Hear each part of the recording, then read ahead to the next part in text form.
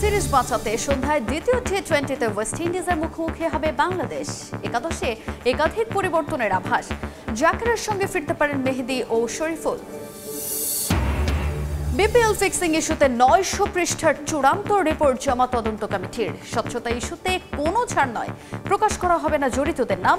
Franchise নিতে 11 প্রতিষ্ঠানের আবেদন। সেই ডকুমেন্টের জন্য যা যা জিনিস থাকার দরকার সব আমরা পেয়েছি।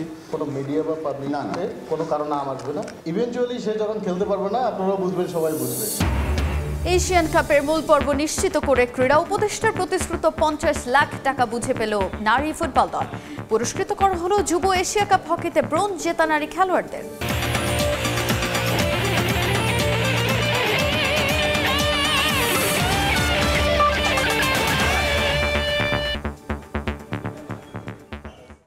বিশ্বের নানা প্রান্তের খেলাধুলার খবর নিয়ে আমাদের নিয়মিত আয়োজন খেলার সময়, আর এই আয়োজনে আপনাদের সঙ্গে আছি আমি তাজিন খন্দকার। দ্বিতীয় টি-20-র আগে শেষ খবর জানাতে এই মুহূর্তে চট্টগ্রামে আছেন রিপোর্টার তামিম হোসেন। সরাসরি যাচ্ছি সেখানে। তামিম, আজকে কিন্তু বাংলাদেশের সবচেয়ে গুরুত্বপূর্ণ ম্যাচ, বাঁচা মরার ম্যাচে কিন্তু বাংলাদেশ দলের আসলে যে করেই হোক এই ম্যাচটাতে জয় পেতে হবে যদি সিরিজে টিকে থাকতে হয়। আমরা যেমনটা জানি এর আগে টানা 4 সিরিজ জয়ের সুখস্মৃতি বাংলাদেশের ছিল, তবে ঘরের মাঠে এসেই আসলে ওয়েস্ট ইন্ডিজের বিপক্ষে প্রথম ম্যাচটা বাংলাদেশ যেভাবে হেরেছে সেখানে কিন্তু অনেক আলোচনার জন্ম দিয়েছে। বিশেষ করে টপ অর্ডারের কথা যদি বলি বা মিডল অর্ডারের কথা যদি বলি, আসলে কেউই ব্যাটসম্যানদের কেউই আসলে তাদের যে ব্যাটিং স্কিল সেটা দেখাতেই পারেননি। তো সেই জায়গাতে দায়িত্ব নিতে হয়েছে বোলারদের। তবে আজকের এই ম্যাচে কিন্তু বাংলাদেশের ঘুরে দাঁড়াতেই হবে এবং আমরা যেমনটা জানি সামনে বাংলাদেশের বিশ্বকাপ আছে।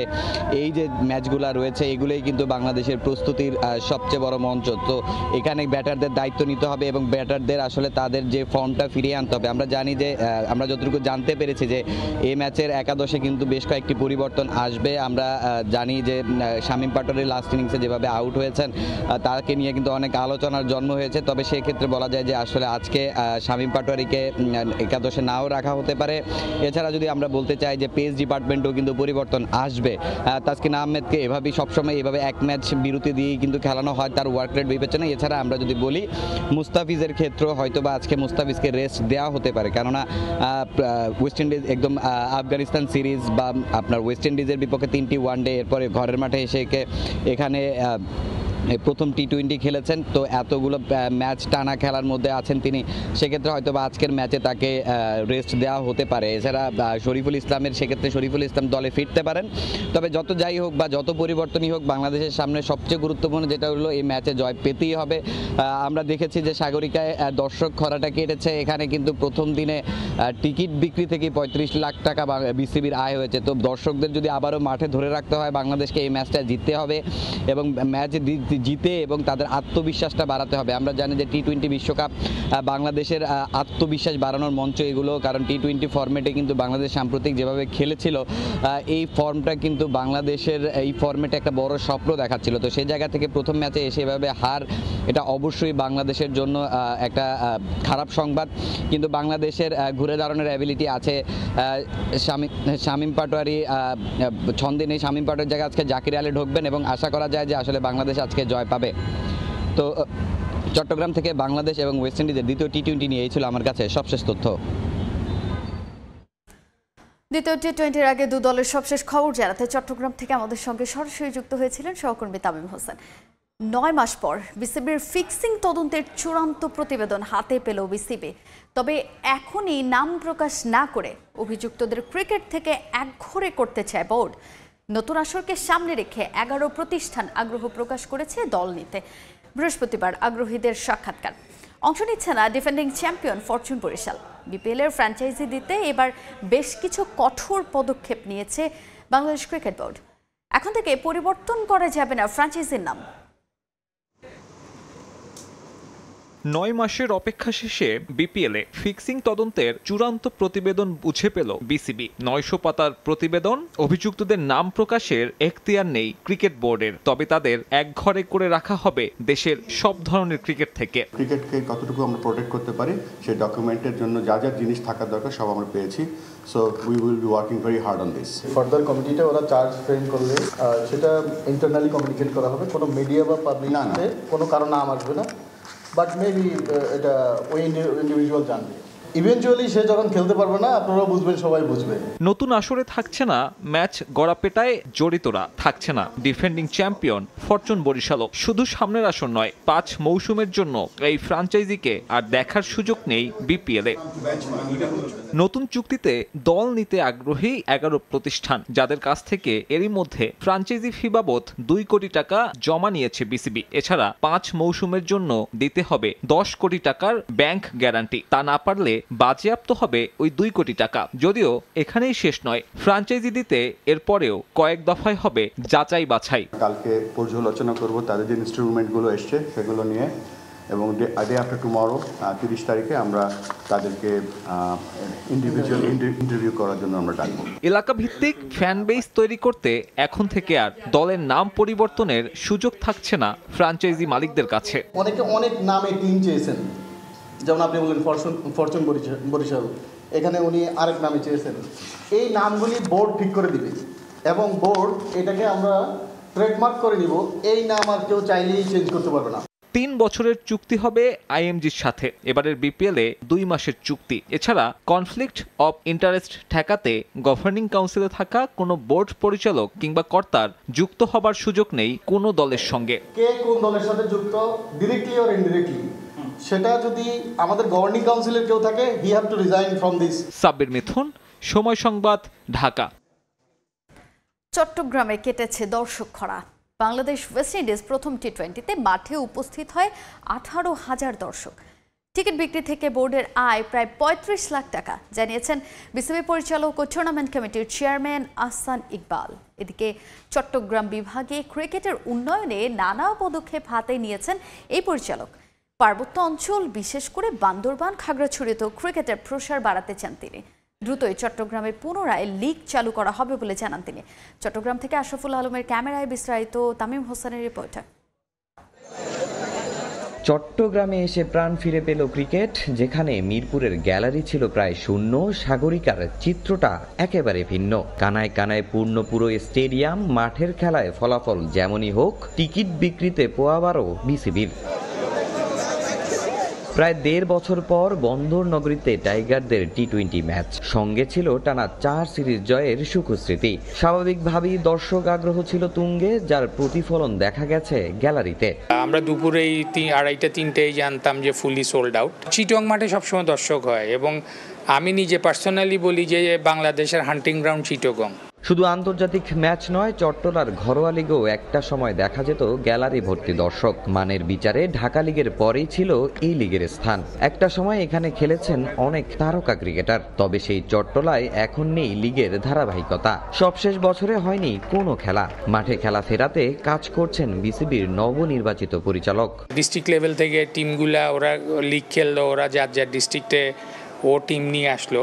এসে আমি টি20 না মিনিমাম 50 ওভার্স ম্যাচ, অথবা বেটার হয় যদি আমি 2 ডেজ ম্যাচ খেলাতে পারি। তবে শুধু চট্টগ্রাম শহরে নয়, বিভাগের সবকটি জেলাতেই ক্রিকেটটা ছড়িয়ে দিতে চান এই পরিচালক। নজরটা বেশি পার্বত্য অঞ্চলে, যেখান থেকে উঠে এসেছে প্রতিভাবান ফুটবলাররা, যার সুফল পেয়েছে বাংলাদেশ নারী দল। ঋতুপর্ণা, রূপনা কিংবা মনিকাদের বেড়ে ওঠা সেখান থেকেই। এবার পার্বত্য অঞ্চল থেকে ক্রিকেটার তুলে আনার কাজ শুরু করতে চায় বিসিবি। হিল ট্র্যাক্স তিনোটাই পিছিয়ে আছে, খাগড়াছড়ি তিনোটাই পিছিয়ে আছে। আমরা একাডেমি শুরু করবো জানুয়ারি, লেটেস্ট বাই ফেব্রুয়ারি। তা আমাদের একাডেমিতে আমরা ওদের, if they can't afford, we are ready to bear their expenses, যে ওর থাকা বা ওর খাওয়া খরচ দিয়ে ও সপ্তাহে 4 দিন 5 দিন থেকে খাইলো, করলো, সারাক্ষণ প্র্যাকটিস করলো। ওই প্লেয়ারগুলারে তুলে আনার আমার খুব ইচ্ছা। আহসান ইকবাল চট্টগ্রামের বয়স ভিত্তিক খেলাতেও আনতে চান ভিন্নতা। জেলা পর্যায়ে হবে 2 দিনের লঙ্গার ভার্সন ফরম্যাট, যাতে ক্রিকেটাররা আগে থেকেই শেখে ধৈর্যের পরীক্ষা। তামিম হোসেন, সময় সংবাদ, চট্টগ্রাম।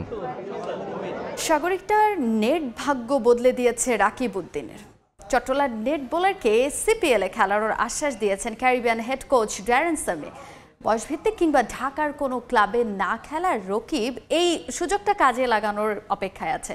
চট্টগ্রাম থেকে আশরাফুল আলমের ক্যামেরায় তামিম হোসেনের আরও একটি রিপোর্ট। বাংলাদেশে কোনো নেট বলার খেলবেন বিদেশি লিগে, তাও ক্যারিবিয়ান প্রিমিয়ার লিগে। ড্যারেন সামি তাকে বেশ ভালোই পছন্দ করেছেন।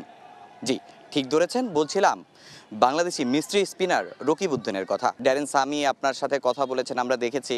আমরা আসলে সেই বিষয়টা জানতে চাচ্ছি আপনার কাছে। ওয়েস্ট ইন্ডিজের প্রথম যেদিন প্র্যাকটিস ছিল 2-4 ওভার বোলিং করার পরে সামি ভাই হচ্ছে গিয়ে আমাকে কথাটা বলে যে তোমাকে আমি সিপিএলে নিতে চাই, তোমার ফোন নাম্বার আর হচ্ছে গিয়ে তোমার নামটা আমাকে প্র্যাকটিসের পরে আমাকে দিও।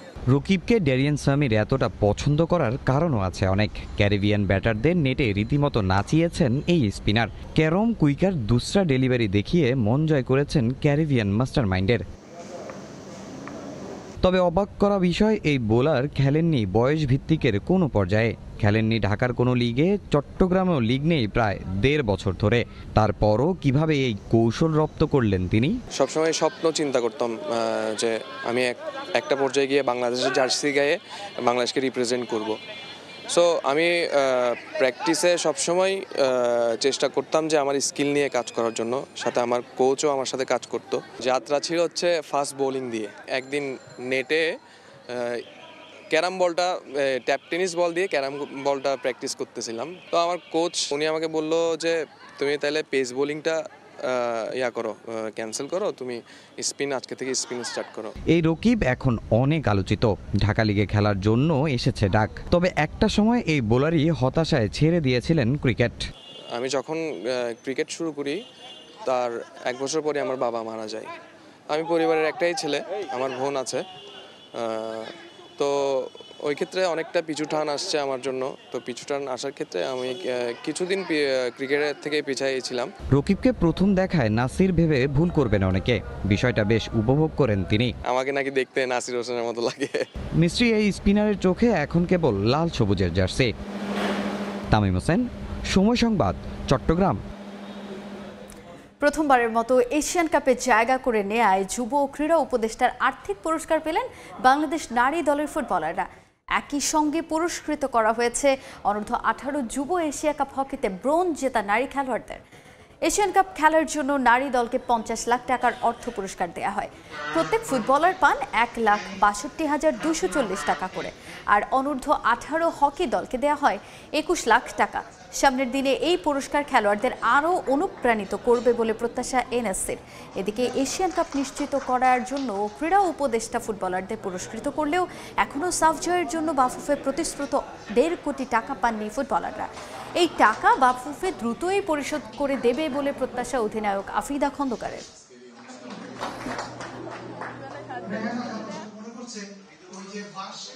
টাকা আমরা তো দিচ্ছি উৎসাহ দেওয়ার জন্য, সেই উৎসাহের পরিবর্তে যদি কারো মনে কষ্ট পায় যে না আমাকে কম দিল, আমাকে বেশি দিল, সেইটা যেন বৈষম্যের জন্য শিকার না হয়, সেই জন্যই আমরা এই সবাইকে সমভাবে দেওয়া।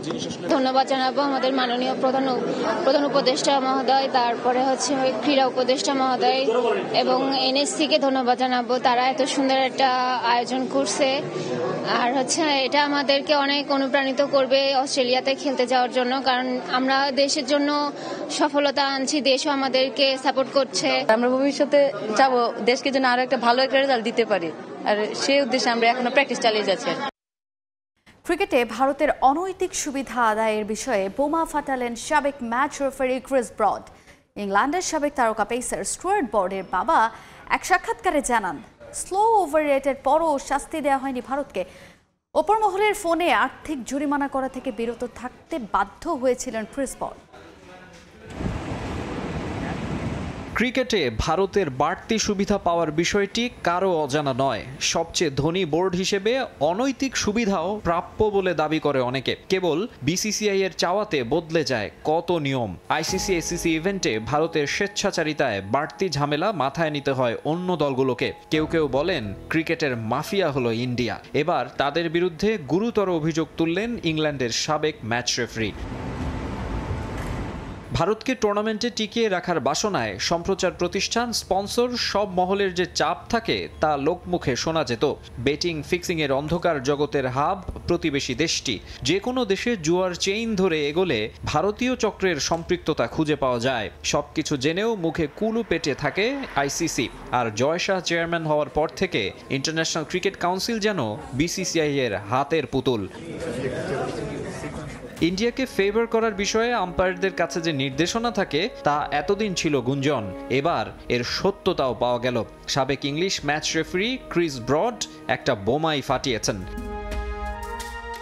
ইংল্যান্ডের সাবেক তারকা পেসার স্টুয়ার্ট ব্রডের বাবা ক্রিস ইতি টেনেছেন ম্যাচ রেফারি ক্যারিয়ারের। এক সাক্ষাৎকারে ভারত ম্যাচের এক তিক্ত অভিজ্ঞতার কথা জানিয়ে রীতিমতো শোরগোল ফেলে দিয়েছেন। আন্তর্জাতিক ম্যাচে প্রতি ইনিংসের জন্য নির্দিষ্ট সময়সীমা বেঁধে দেয়া থাকে, সেটার ব্যত্যয় হলে জরিমানা গুনতে হয় দলগুলোকে। ক্রিস বলেন, একটা ম্যাচ শেষে দেখা যায় ভারত নির্ধারিত সময়ের চেয়ে ৩-৪ ওভারের মতো বেশি সময় নিয়েছে, যাতে জরিমানা অনিবার্য ছিল। কিন্তু হঠাৎ ওপর মহল থেকে ফোন কল আসে এবং স্লো ওভার রেটের শাস্তি না দিতে বলা হয়। সে ম্যাচে আর্থিক জরিমানা বা ডিমেরিট পয়েন্ট কিছুই দেওয়া হয়নি ভারতীয় ক্রিকেটারদের। আরেক ম্যাচে সময় মতো খেলা শেষ করতে ব্যর্থ হন সৌরভ গাঙ্গুলি, তখন আবার তাকে শাস্তি দিতে নির্দেশ দেওয়া হয়েছিল। ব্রড বলেন, সে সময় তিনি ভালোভাবে বুঝতে পারেন রাজনীতি আছে ক্রিকেটেও। যদিও এগুলো কোন কোন ম্যাচে ঘটেছে তা খোলাসা করেননি ক্রিস ব্রড, কিংবা ফোন কল কে করেছিলেন সেটা বলারও সাহস দেখাতে পারেননি। আফটার অল ঘটনাটা যে মোড়ল ইন্ডিয়াকে নিয়ে। মাকসুম আলম খান, সময় সংবাদ। ইংল্যান্ডের ক্রিকেটে অসামান্য অবদান রাখার জন্য সর্বোচ্চ বেসামরিক পুরস্কার নাইটহুড উপাধিতে ভূষিত করা হলো জেমস অ্যান্ডারসনকে। চলতি বছরের শুরুর দিকে তার এই পুরস্কার প্রাপ্তির বিষয়টি নিশ্চিত হলেও এবার আনুষ্ঠানিকভাবে তাকে নাইটহুড দেয়া হলো। ইংল্যান্ডের হয়ে টেস্টে সর্বোচ্চ উইকেট নিয়েছেন জেমস অ্যান্ডারসন। ক্রিকেটে তার আছে অজস্র অর্জন, সব বিবেচনায় নিয়ে তাকে এই সম্মাননা দেয়া হলো। এর আগে Ian Botham, Geoffrey Boycott, Alastair Cook এবং অ্যান্ড্রু স্ট্রাউসের এই উপাধি পাওয়ার নজির আছে। 22 বছরের ক্যারিয়ারে 188 টেস্ট খেলে 704 উইকেট শিকার করেছেন অ্যান্ডারসন। গেল বছর লর্ডস টেস্টে ক্রিকেটকে বিদায় জানান তিনি, তবে এখনও খেলছেন কাউন্টি ক্রিকেটে। চলতি বছরের শুরুতে ঋষি সোনাক নাইটহুডের জন্য তাকে মনোনীত করেন। এ পর্যায়ে খেলার সময় শীর্ষ সংবাদগুলো জানিয়ে দিচ্ছে আরেকবার। সিরিজ বাঁচাতে সন্ধ্যায় দ্বিতীয় টি-20তে ওয়েস্ট ইন্ডিজের মুখোমুখি হবে বাংলাদেশ। একাদশে একাধিক পরিবর্তনের আভাস। জাকিরকে সঙ্গে ফিরতে পারেন মেহেদী ও শরীফুল। এশিয়ান কাপের মূল পর্ব নিশ্চিত করে ক্রীড়া উপদেষ্টার প্রতিশ্রুত 50 লাখ টাকা বুঝিয়ে পেল নারী ফুটবল দল। পুরস্কৃত করা হলো যুব এশিয়া কাপ হকিতে ব্রোঞ্জ জেতা নারী খেলোয়াড়দের। এই ছিল খেলার সময়। এরপর দুপুরের সময় আপনাদের সঙ্গে থাকবেন সহকর্মী আলিশা ইসলাম। ধন্যবাদ তাজিন। দুপুরের সময় নিয়ে আসছি কিছুক্ষণ পর, সঙ্গে থাকুন সময়।